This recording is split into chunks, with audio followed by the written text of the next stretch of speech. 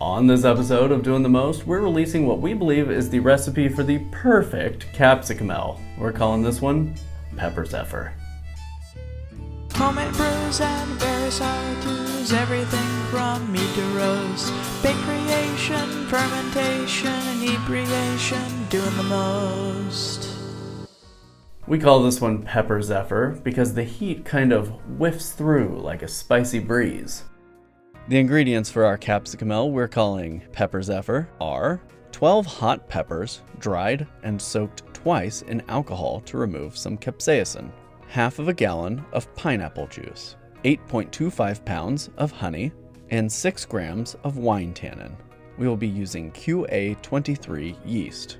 And then in secondary, we will rack onto 1/2 gallon of blueberry juice. And then after stabilizing, we will back sweeten with 2.5 pounds of honey. Big shout out to viewer CJ who sent us the peppers to make this capsicumel with. A capsicumel is a mead made with peppers. In this case, we're using some of the hottest peppers in the world. There are reapers, ghost peppers, habaneros, scotch bonnets, all sorts of different kinds of hot peppers in here. And I actually commissioned CJ to send me another box of hot peppers so I could keep experimenting. We started by drying those in our food dehydrator, which a lot of research tells me removes some of the vegetal flavor from the peppers. And then we selected an assortment of peppers with varying colors and strengths of heat. Then we removed the stems and as many of the seeds as we could and placed them in a mason jar. We filled that mason jar with vodka. This soak in vodka helps leach out some of the capsaicin, that chemical that makes peppers hot. We're going to soak them in vodka twice, so that way we can remove as much heat as possible. But this will still leave a very nice heat behind, I promise. So like I said, we strained those off and refilled that glass. Each of these soaks took about 24 hours. Don't waste that vodka. You can use it in spicy Bloody Marys, or if you've got a big enough dehydrator, pour it into a dish and evaporate it. You can make some awesome capsaicin extract that way, and a little bit can flavor an entire pot of chili. So we glove up and pour off that remaining vodka, then pick out all of our pepper flesh. That goes right into the carboy. Then I'm adding some filtered water to the carboy. We're going to do one last rinse of these peppers by shaking them up and then pouring off and discarding that water.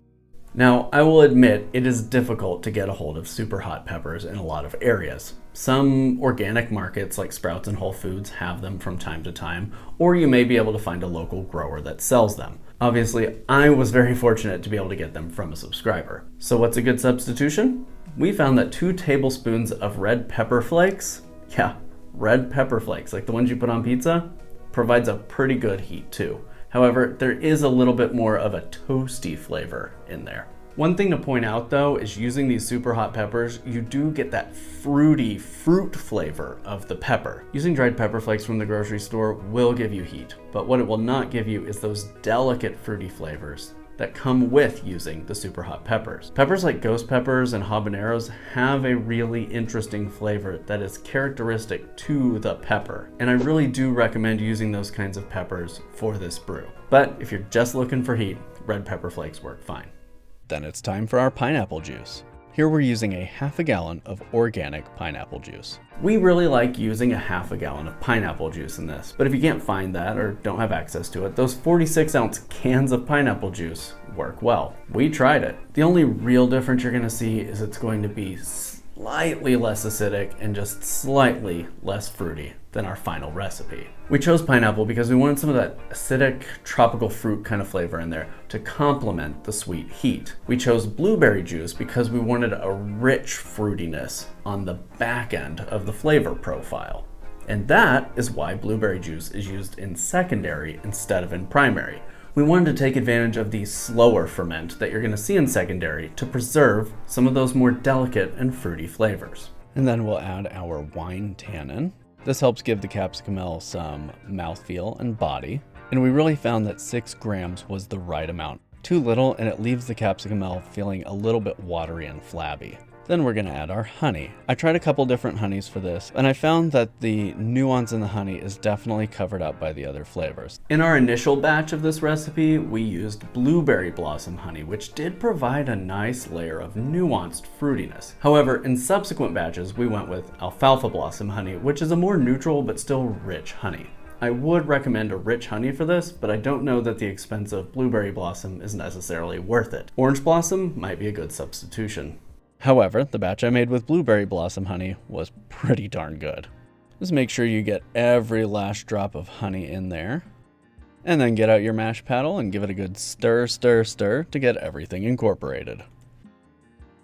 Once you're done with that, go ahead and top it up to the 5-gallon mark, giving it a good swirl to make sure everything is homogeneous. And then we'll take a gravity reading. My batches of this capsicumel tend to come out at a starting gravity of between 1.061 and 1.063.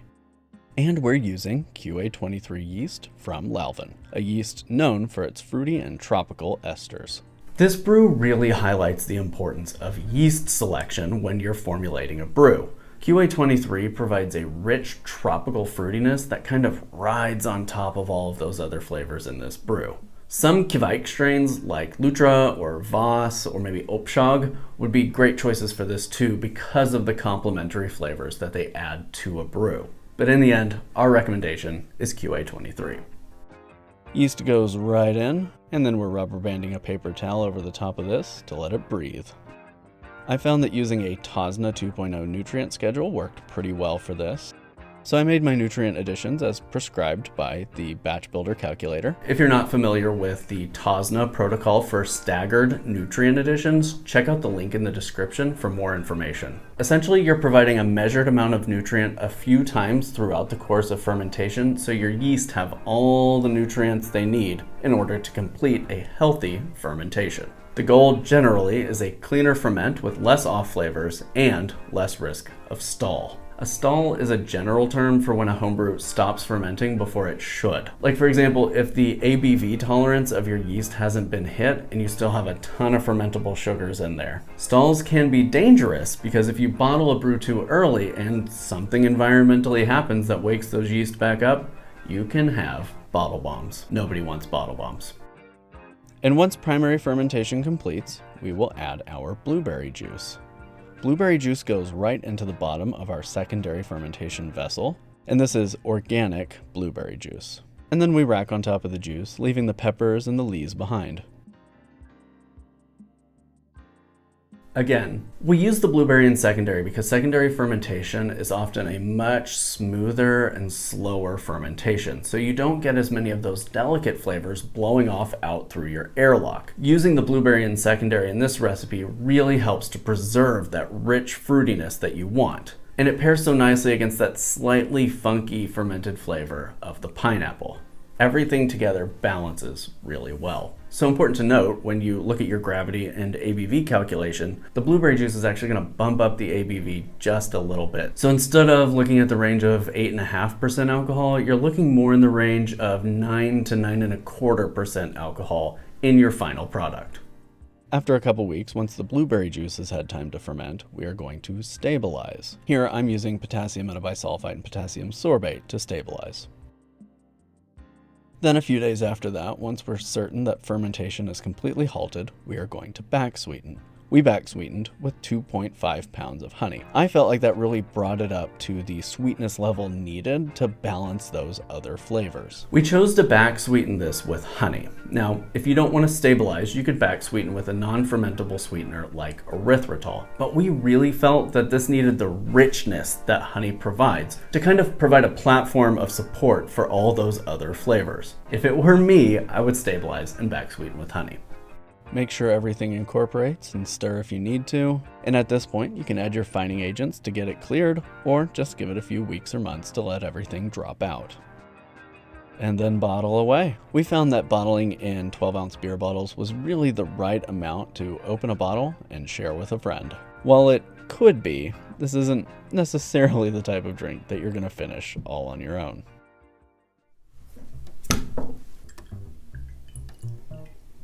I'm very proud of the color on this. That's nice. The ABV on this being shy of that 10% mark makes it really sippable. And if you're a pepperhead, it probably makes it pretty crushable too. I tend to find that about a 3 to 5 ounce pour is plenty for the night. Right across the tongue in the mid palate is all that fruity rich flavor. And then as you exhale, you get all that pepper heat that blows out of the mouth and then washes down your throat. It's a really fun drinking experience. The acid is just enough to take off some of the edge of the heat, while the sugars and the honey kind of help to coat your tongue with the flavor so you don't really miss out on anything. The pineapple is subtle, the blueberry is forward, and the pepper flavor, that heat, is so pronounced but also vanishes almost as soon as it arrives. This is one of my favorite recipes that I've developed. I had always been a little bit leery of brewing a capsicumel, but as Anna's grandfather can attest, as he sampled a couple of 6-packs for me, this is one of the best things to come out of my home brewery. Well, I hope you enjoyed this video. If you brew this recipe, please leave a comment and let me know what you think of it. You can follow us on Instagram and Pinterest at doingthemostokay. We have a website at doingthemost.org, and we're now on Twitch at doingthemostokay. And of course, we have a Discord server at discord.doingthemost.org. And a big cheers and shout out to our YouTube members and our patrons. Thank you for supporting the channel. Until next time, cheers.